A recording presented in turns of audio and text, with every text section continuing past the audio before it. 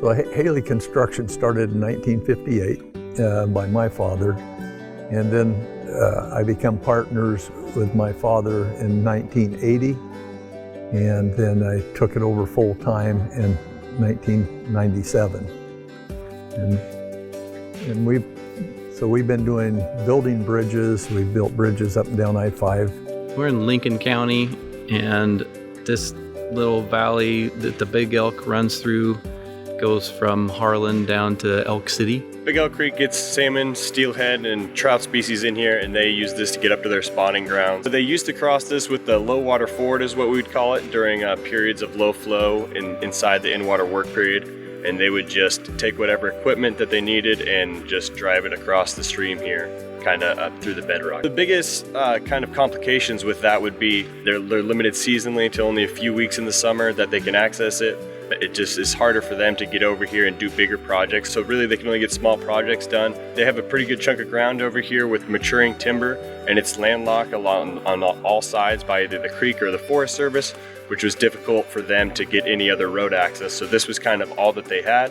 The in-stream work period restricts us for when we can come across, which limits, when you might sell logs or when you can work or how many contractors you could find to do work for you. So that's what the bridge helped us with.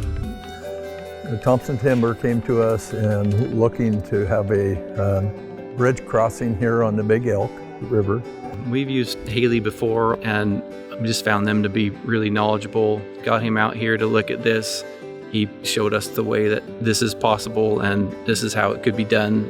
The most important thing on a bridge is when you're doing your timeline, trying to organize cranes and organize trucking. And then you need to organize these things 2 months ahead of time. You just can't say, oh, I'm off a day and we'll reschedule for tomorrow, because the trucking and the cranes are already scheduled.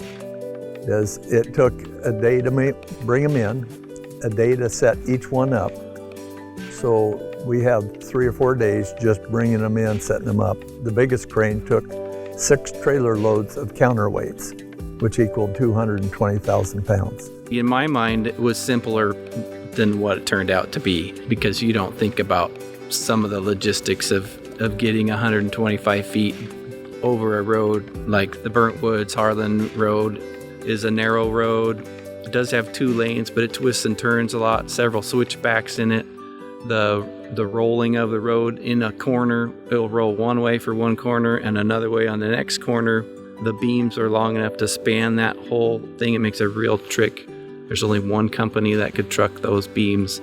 Those things were more complicated than I expected. That's what Haley knew, and I did not. This particular bridge is 125 feet long. We have done longer bridges. 125 feet is probably one of the top 10%. Randy Haley's very hands-on. He knows what's going on to every detail. He's not judging this from the office. He knows how to do the forms, every step of the way, what happens. So we had a lot of confidence in him. Just watching him work, you can see the expertise. There's 3 beams in that. I believe it is right at 130,000 pounds per beam. The beams are sitting on some drilled shafts that are drilled into the bedrock and filled with concrete. And then we pour a concrete cap on top of that. That's where the beams sit. And then when you ask him questions, he has an answer, and it's a complete answer. There's no glossing over the details with him. This particular bridge would be called a U80 rating, which would handle heavy haul, like your yarders and log loaders that come across on lowboy. So they're heavier than a typical log truck by about twice the weight. Haley takes complete responsibility for the work and likes the quality. And if there's something that's not right, it bothers him personally. It's like his world is not okay if his project is not okay. Inside the Oregon Forest Practices Act, it allows for use of low water fords within the in-water work period.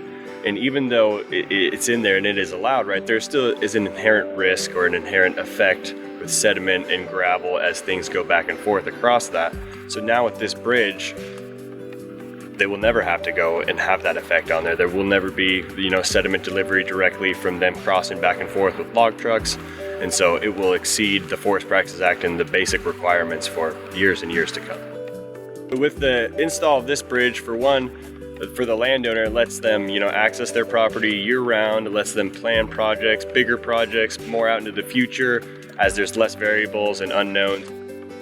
You won't be able to need to ford the creek with equipment in the summertime. Now you have access year-round, so there's no impact on the water or on the fish. For the fish now, there's not disruption of gravel in the stream, so that it's almost like a no-touch now for the fish, right? They're not affected at all with these guys being able to use this bridge behind us. Well, most people, when they drive across the bridge, don't think about that bridge, it's just there. But for our company, which is the third generation now, there's a sense of accomplishment that, hey, we did that. We've left a mark in the world.